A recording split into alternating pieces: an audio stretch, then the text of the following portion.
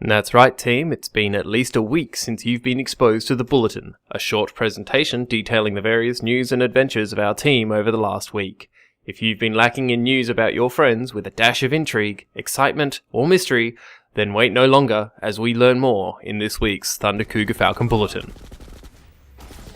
Straight to Planetside news by way of our Friday Ops. Our glorious platoon leader for Friday was Traith, who was wonderfully assisted by Pixel in the capacity of a mostly air-based, pretty casual, Hawaiian shirts only, pants optionals kind of squad.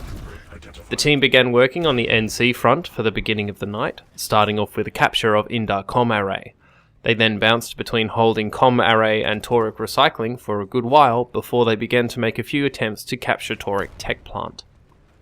Eventually, during this attack, it became apparent that Indar Com Array was in danger of falling, so the team moved up to help defend that. And once it was secured, they made a renewed push on Toric Tech Plant, this time capturing the base for the Vanu. Following this, it became apparent that West Highlands checkpoint was in danger, and everyone went and got into assorted aircraft and flew over to assist in re-securing the base, with lots of air-to-ground shenanigans. A big thanks for our Friday Ops go to Traith and Pixel for their work with keeping the team ticking over on an enjoyable adventure for the evening. Moving to Saturday night, which was a big night for Briggs as a whole, with our first match of the Server Smash tournament taking place. It was Briggs versus Cobalt, and it's pretty safe to say that Briggs was able to defeat Cobalt quite soundly. We had a few folks flying in with BAM as well as just playing reserves for this match, and it was great to see Briggs break our loss streak. Hopefully it's a sign of great things to come in the Server Smash tournament future. Moving on to our Sunday Ops, which was a pretty casual affair with Mighty running an Alpha squad and a squad of Bravo folks who were even more casual rolling around in the air.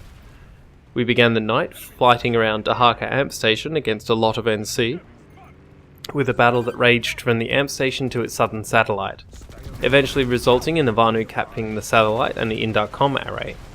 We then moved to make sure some noise at the Quartz Ridge was heard, which mostly was uneventful until all the NC turned up to push us out. However, we did get to witness a rare reverse Galaxy suplex where Mighty dropped an upside down Galaxy on top of a Vanguard, so overall the entire trip was worth it. Following our wrestling adventures at Quartz Ridge, we then made our way to defend at Harker South for a time, featuring a point hold against the oncoming enemies that went so long it allowed Allied VS forces to make a push into the Alatum Biolab. After our battle was done at Dahaka, we moved down south to recapture Alatum Botany Wing, followed by an attack at Snake Ravine Lookout that went down to the wire. After this, we made a move on Vanu Archives, which we got some decent traction, before we got maxed out of the place by the NC defenders in a rain of nanites.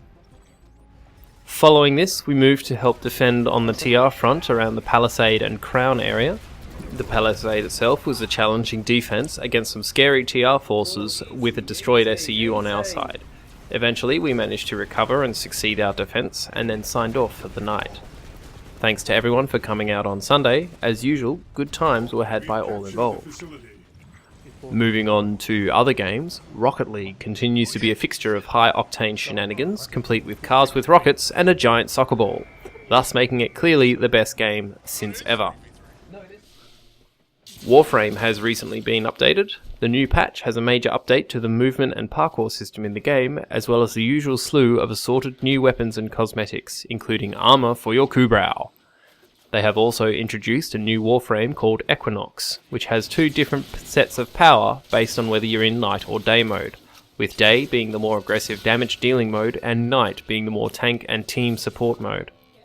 If you are mad keen on checking out the Warframery, don't forget to get in touch with Pixel, Nerve or Traith, who are our long-standing Space Ninja team.